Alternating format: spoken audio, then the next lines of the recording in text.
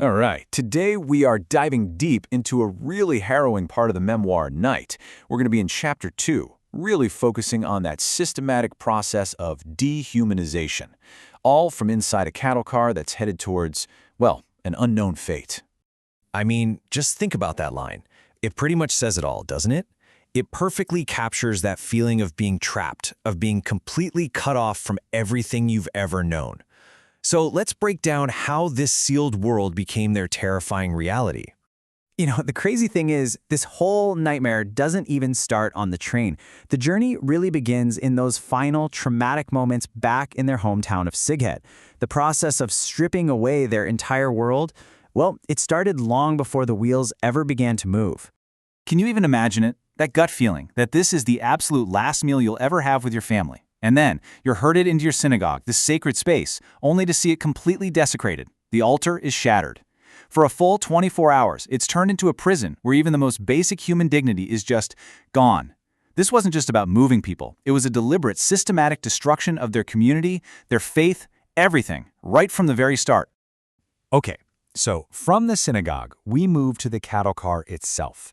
And this is where that horrifying new reality really sets in for every single person crammed inside.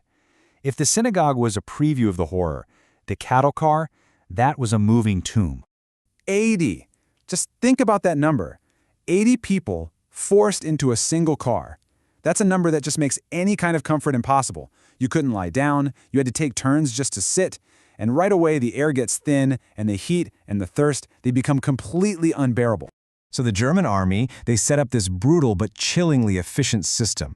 They put one prisoner in charge, which brilliantly and cruelly turned every person into a guard over the others. Then, the doors were nailed shut. There was absolutely no escape, not just from the car, but from the crushing responsibility for every other life inside. In this line right here, this is the absolute core of dehumanization. A German officer's threat just reduces their lives to something less than human, a status that can be taken away at any moment for any reason. They weren't just prisoners anymore. They were being actively redefined as animals. So you've got all this intense physical suffering, right?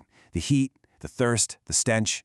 But then this whole other psychological drama starts to unfold, and it all centers around one woman, who becomes both a source of torment and, in a strange way, a prophet, Mrs. Schechter.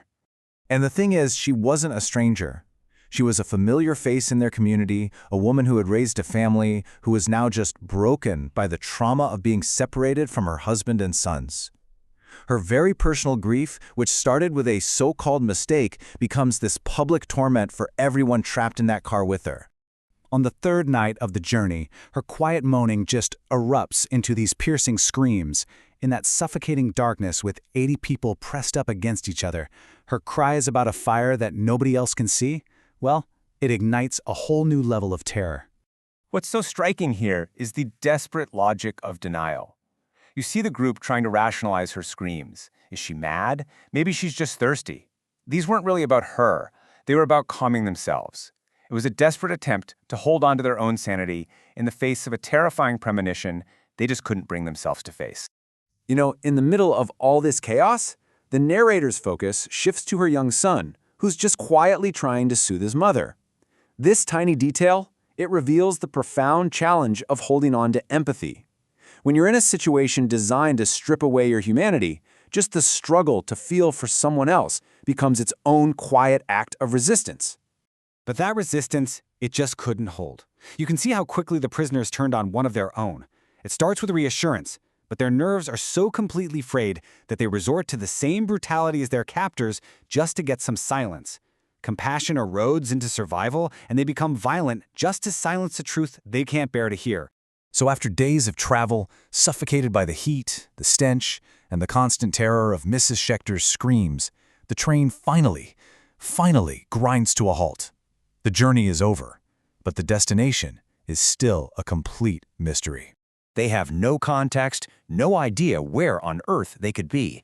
Then, someone near a window manages to read the station sign, and for the first time, they have a name for the end of their world as they knew it.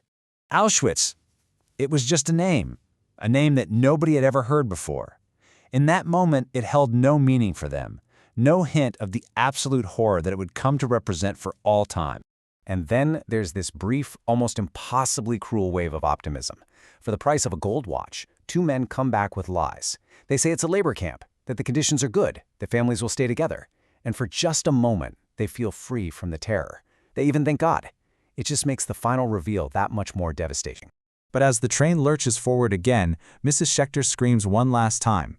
Only this time, when they rush to the window, they don't see darkness. This time, they see exactly what she's been seeing all along.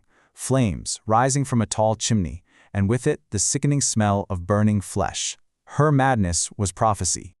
And this really leaves us to wonder about the nature of truth and denial when you're facing something truly unimaginable.